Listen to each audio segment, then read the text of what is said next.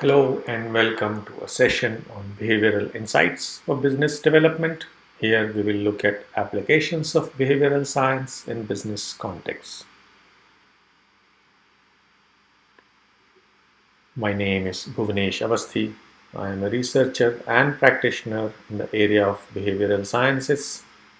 Over the years, I have worked across several countries in a wide variety of domains looking at behavioral applications, particularly consumer perception and neuromarketing, as well as embodied cognition and perception.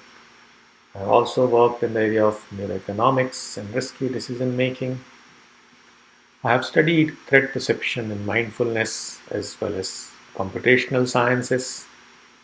I have a background in perception and behavioral sciences, as well as consciousness studies.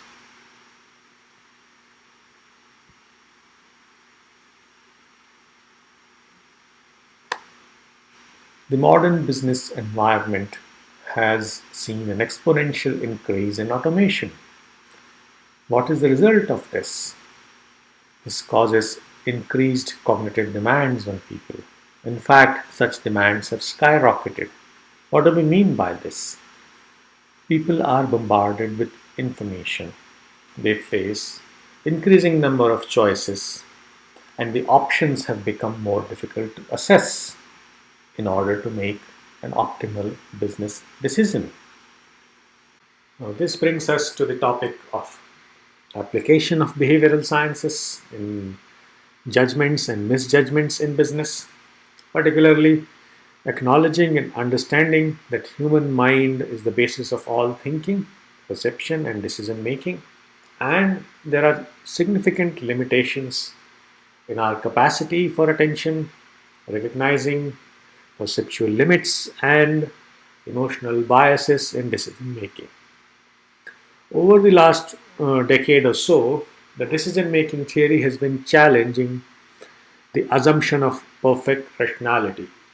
Since Daniel Kahneman's work, popularly published as a popular book called Thinking Fast and Slow, we have started to question the perfect rationality in the economic theory. Much of the issues in human rationality domain talks about people's goals, but there are conflicting long-term and short-term goals or preferences. Now, behavioral science tells us that human beings are not really rational. In fact, they rely a lot on factors like emotions. They're affected by threat, like fear, or anger, or disgust. Human beings respond just not by greed, but also by many other factors, environmental factors too. At the same time, human beings have limited cognitive resources. What do we mean by cognitive resources? Resources of attention, memory, and perception, particularly time perception. Human beings do not have a natural ability to think about time in long term. We cannot imagine what 100 years from now would look like. So we have several limitations in this context. So based on what we know about human mind and human behavior, human beings are not necessarily rational. When they make a decision based on certain factors, they make rather they put unequal weightage on risks and benefits. Decision making, they are also subject to several cognitive biases in decision making, as I pointed out. Now, is it just the human beings who are irrational, or is it the organizations? Are the big players also irrational? Now, that is a question that has been in the foray since 2008, a little bit more in detail because we have had a major financial crisis across the globe, starting from the United States. We saw the failings of the deregulated market. It was believed that there was an invisible hand, as Adam Smith once pointed out, that will regulate everything. And we saw that failing. We know that companies sometimes have no idea what they were entering into or what they are entering into when they're entering into a new space. Especially the CEOs and senior employees of those companies, they keep all their pensions in doomed bank funds. Sometimes when they have insider information on through unethical sources, they can remove those, but sometimes they are not able to make a decision based on what kind of information is available to them. So even the big markets are not necessarily rational. Why is the case? Why is that the case? That's because behavior is not just an outcome of people's preferences. Nobody wants to have a loss-making enterprise. So it's not their preference. So behavior is not just because what you prefer. Behavior is a result of both unconscious and conscious processes, which are internal processes, and certain external influences like the environment. So organizations also behave irrationally in this context. So what can be done about this? When we have so many irrational habits which are part of the human condition, can we really change anything? For instance, in the example I've shown here, for a consumer behavior, a market research company can tell you what are the strategies for increasing your sales or getting your consumers to remain loyal to your brand. In this context, what they fail to recognize is that there are certain other factors that influence consumer behavior. For instance, there are emotions of excitement, fear, and disgust. At times, companies make use of this. At times, they fail to recognize these. So perception or sensations, certain kinds of exciting factors are crucial in decision making by a consumer. Now, people do not have a very good sense of time in the long term. So people have short term versus long term gains. They also affect consumer behavior. Crowdedness, for example.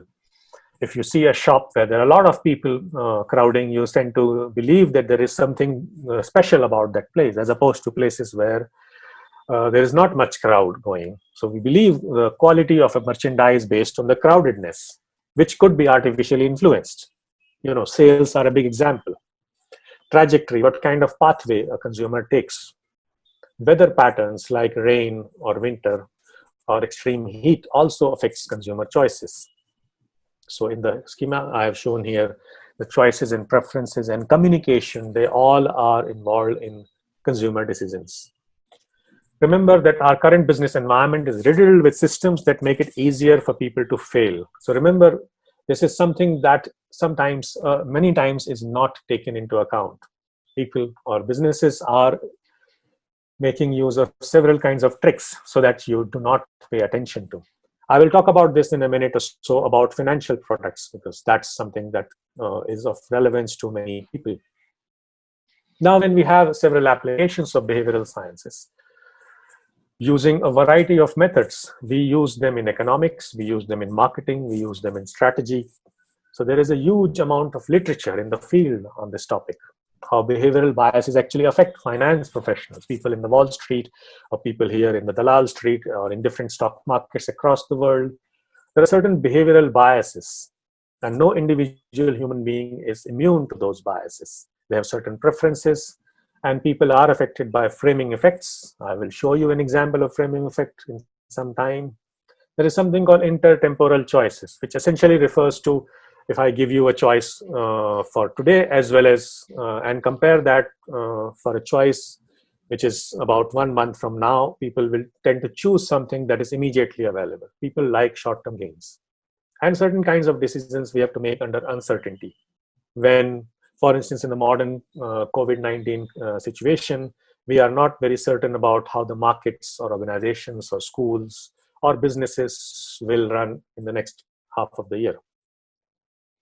Now, in this context, it's important to remember that there are more than 50 behavioral biases which have been discovered and are applicable in our various domains of economics, marketing, strategy, etc.